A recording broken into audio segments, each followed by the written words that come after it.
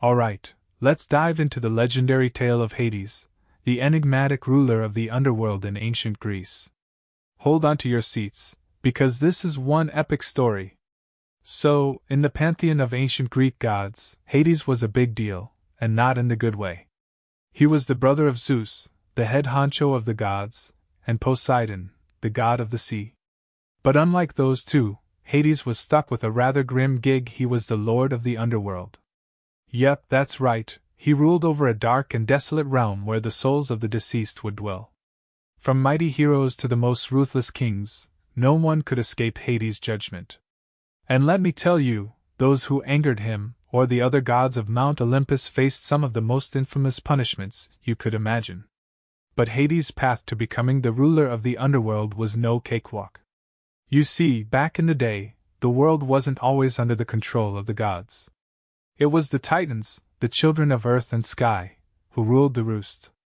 Now, the youngest and strongest Titan, Cronus, had a real knack for making baby gods 3 sons and 3 daughters with his sister, Rhea. These little divine bundles would later become known as the gods of Olympus. Now, here's where it gets juicy. Cronus, being a not-so-nice father, got wind of a prophecy that said one of his kids would eventually dethrone him. So, what did he do? He swallowed each of them whole as soon as they were born. Talk about some serious daddy issues. But hold on to your thunderbolts, because one child managed to slip through the cracks. That would be Zeus, the baby of the bunch, who was cunningly hidden away until he grew into a strapping young lad ready to challenge dear old dad. When the time came, Zeus returned with a vengeance, notching Cronus in the celestial battle of the ages.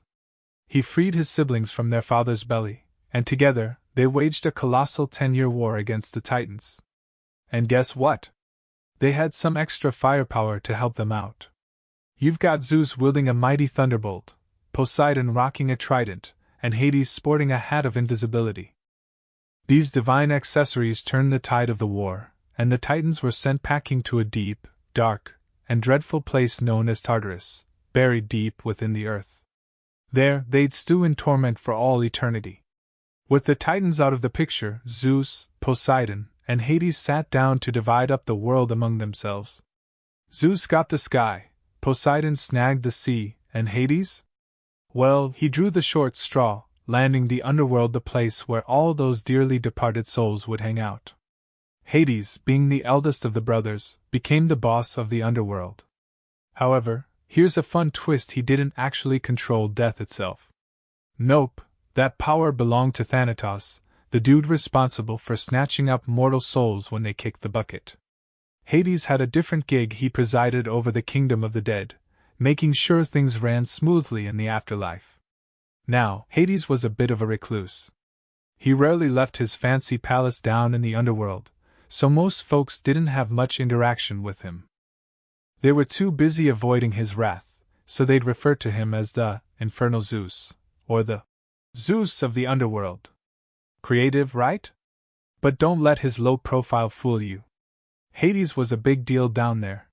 He owned all the precious metals and gemstones hidden beneath the earth's surface. The Romans even had a name for him, Pluto, which meant the rich one. So, yeah, he had quite the stash. Now, let's talk about the journey a mortal soul would take after shuffling off this mortal coil. First, there was Thanatos, who'd carefully pluck the soul from the body. Then, it was Hermes' job, the messenger god, to guide that soul to the shores of the underworld. Waiting there was Charon, the eternal ferryman. He was the only one who could navigate the treacherous river Styx, a monstrous waterway that separated the land of the living from the land of the dead. But here's the catch: you had to have a coin under your tongue to pay Charon's fare. If you didn't, you were stuck on the riverbank, waiting for 100 long years before you got another shot at crossing. Assuming you had the fare and made it across, you'd pass by the White Rock and arrive at the gates of the underworld, guarded by Cerberus, the 3-headed dog. This guy wasn't exactly a welcoming committee. He was more of a devour intruders kind of guard. Once past Cerberus, you'd reach the underworld's courtroom, where 3 judges decided your fate. They'd scrutinize every little thing you did when you were alive. If you were on the gods' good side, they'd send you off to a pleasant afterlife. But if you'd seriously ticked off the divine crowd, well, let's just say you were in for an eternity of misery and suffering. After your fate was sealed, you'd be dispatched down one of three paths. The fields of asphodel were a tranquil place for those who led an unremarkable life, not too good, not too bad. It was the default destination for most souls. But here's the kicker: after 1,000 years of chillin' in the fields, your memory got wiped clean by a sip from the river Lethe. You'd be reborn, starting the whole cycle over again. It's like cosmic recycling. Next up, there was Elysium, the bomb-diggity paradise of eternal bliss.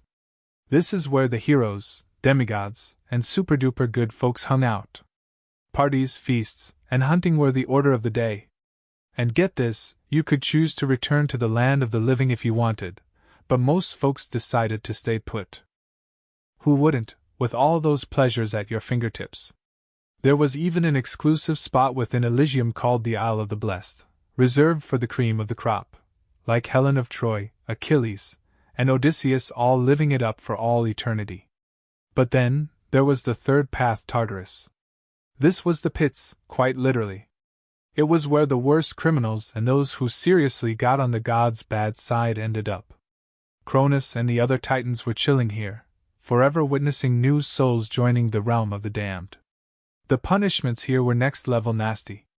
Take Ixion, for instance, the first guy to murder a family member.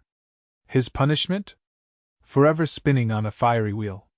Then there was Tantalus, who killed his son and stole from Zeus. He was stuck with eternal hunger and thirst, tantalizingly close to water and fruit, but never able to satisfy his cravings. And those are just a couple of examples. But the most infamous punishment of all came from Sisyphus. This guy cheated death multiple times and tricked the gods too many times for his own good. His eternal task? Rolling a massive boulder uphill, only to watch it slip from his grasp just before reaching the summit. Rinse and repeat, for all eternity. Now, that's what you call a never-ending struggle. But wait, there's more. Hades wasn't just about punishing the wicked. Sometimes, he showed a little mercy, especially when mortals got caught in the mix. Take Orpheus, the talented musician and poet who fell head over heels in love with Eurydice. Their wedding days should have been all rainbows and butterflies, but tragedy struck when Eurydice got bitten by a snake and died. Devastated and desperate to see his beloved again, Orpheus embarked on a daring journey to the underworld. He faced Charon, the snoozing Cerberus, and even convinced Hades and Persephone with his soulful tunes. Hades was so moved that he agreed to let Eurydice go, but with one condition: Orpheus had to walk in front of her, and couldn't look back until they both reached the land of the living. It was all going swimmingly until Orpheus, unable to resist one final glance, turned around too soon. His heart-wrenching mistake cost him dearly, as Eurydice was whisked back to the underworld, lost to him forever. It's a lesson in the power of restraint and the consequences of giving in to temptation. Now, let's talk about Hades' personal life. The guy wasn't exactly a party animal. In fact, he was a bit of a loner. But one day, he decided to shake things up and married the stunning Persephone, daughter of Demeter, the goddess of farming. Demeter, by the way, was all about keeping the crops lush and the land fertile. She was particularly fond of her daughter, Persephone. But guess what? Persephone, being the adventurous type, was strolling through a meadow one day when she stumbled upon a gorgeous flower, a narcissus. As she bent down to pluck it, the earth itself cracked open and swallowed her whole, with Hades swooping in and dragging her down to the underworld. Talk about a floral disaster! Demeter, heartbroken by her daughter's disappearance, went on a quest to find her. For 9 days and nights, she searched high and low, and the world suffered in her absence. Crops withered, and famine loomed. It got so bad that Zeus had to step in and force Hades to give Persephone back. But there was a catch: Persephone had already eaten a single pomegranate seed from the underworld, binding her to Hades for a portion of the year. And so, a compromise was struck. Persephone would spend 9 months of the year with her mother, Demeter, causing the world to bloom and flourish. But for the remaining 3 months, she'd return to Hades in the underworld. That's when winter set in, and Demeter's grief froze the land. So, there you have it, the seasons were born from a mother's longing for her daughter. Now, Hades and Persephone might rule the underworld, but they're not as cruel as you might think. They've shown some mercy to mortals who ventured into their kingdom. Take Orpheus, the talented musician and poet who fell head over heels in love with Eurydice. When Eurydice died from a snake bite on their wedding day, Orpheus was devastated. He couldn't bear to be without her, so he embarked on a daring journey to the underworld to bring her back.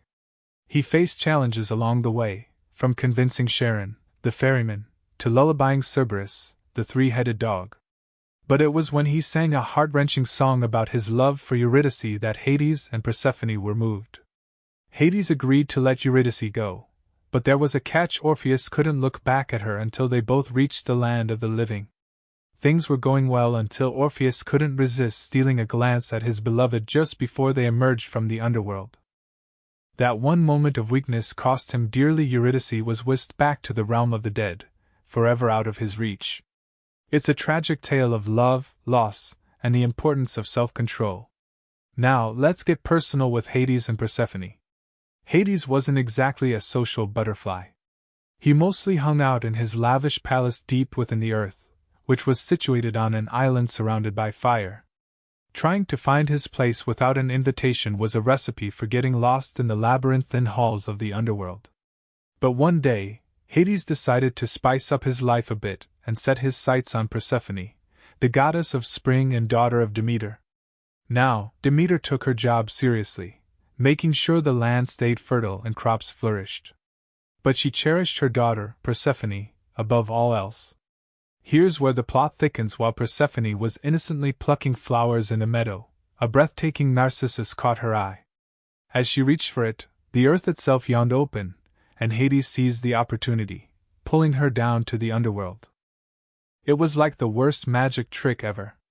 Demeter, heartbroken by her daughter's disappearance, went on a search that would make Indiana Jones jealous. For 9 days and nights she scoured the earth, and during that time, the world withered without her care. Crops withered, and famine loomed over humanity.